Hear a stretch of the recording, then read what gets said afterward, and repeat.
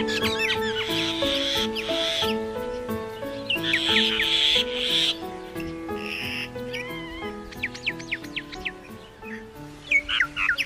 ভোলা পাখি আমি, ঘরে ফেরা হলো না, ডানায় স্বপ্ন নিয়ে নীলাকাশে ওড়া হলো না।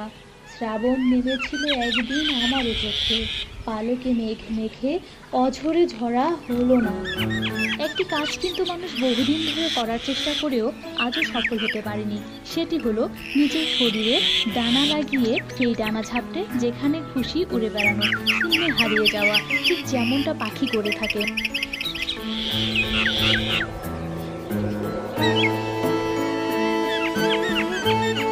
অদ্যাবধি মানুষ পাখির মতো ওড়ার সক্ষমতা অর্জন করতে পারেনি বলেই এই বিশেষ প্রাণীটির প্রতি মানুষের মনে আজও বিশেষ সমীহ রয়েছে।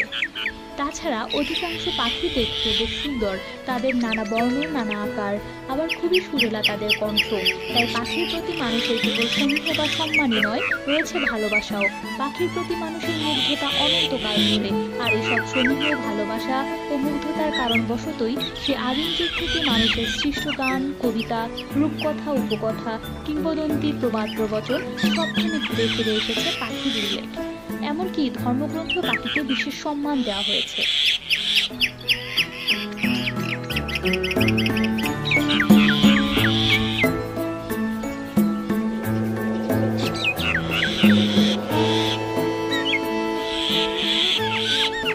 যুগে যুগে পাখি নিয়ে অসংখ্য উপকথা ও কিংবদন্তির সৃষ্টি হয়েছে।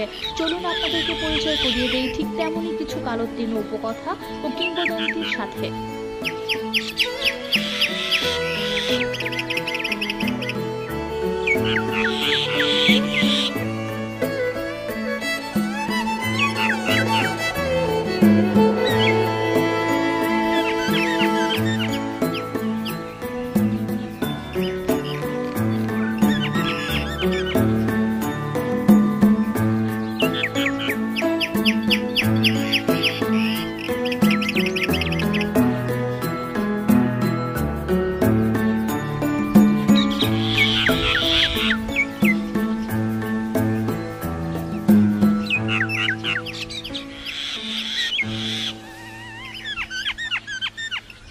মর্ত্য ও স্বর্গের মাঝামাঝি তথা শূন্যে বিচরণ করা পাখিদেরকে মূলত মনে করা হতো স্রষ্টার বার্তাবাহক, দূত কিংবা দেবতা হিসেবে।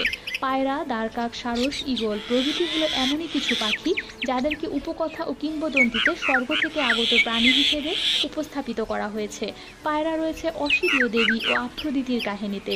এছাড়া পায়রাই হলো মর্ত্যলোকে ঈশ্বরের পবিত্র আত্মার প্রতীক।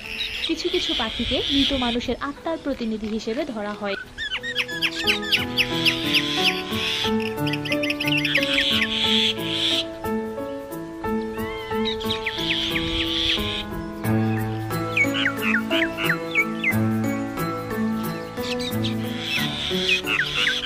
রাজহাঁস হলো অনন্য সাধারণ সৌন্দর্যের প্রতীক। কালো পাখিদেরকে সাধারণত শয়তান বা দুষ্ট পাখি হিসেবে চিহ্নিত করা হয়। সবচেয়ে পরিচিত কালো পাখি হলো কাক। দারকাক মৃতদেহ ঠোকরাতে থাকে, চোখ উপড়ে ফেলে। তাকে অনেক দেশের সংস্কৃতিতে বুদ্ধিমান হিসেবে ধরা হয়। টেকো মাথা, জপমালার মতো চোখ, এবড়ো থেবড়ো ডানা, কাঁটাওয়ালা ঠোঁট, ভয়ঙ্কর থাবা, এক কথায় অনেকের কাছে ভয়ের শেষ কথা হলো শকুন।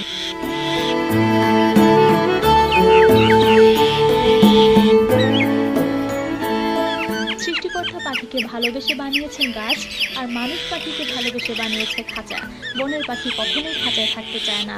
খাঁচায় জন্ম নেওয়া পাখিরা মনে করে যে ওরা একটি অসুস্থতা।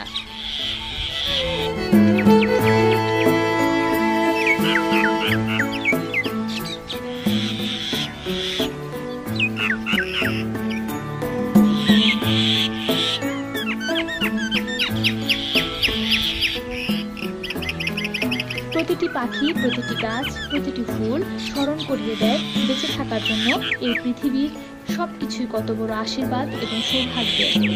ধন্যবাদ দর্শক, সাথেই থাকবেন এবং ভিডিওটি শেয়ার করে সবাইকে দেখার সুযোগ করে দিবেন।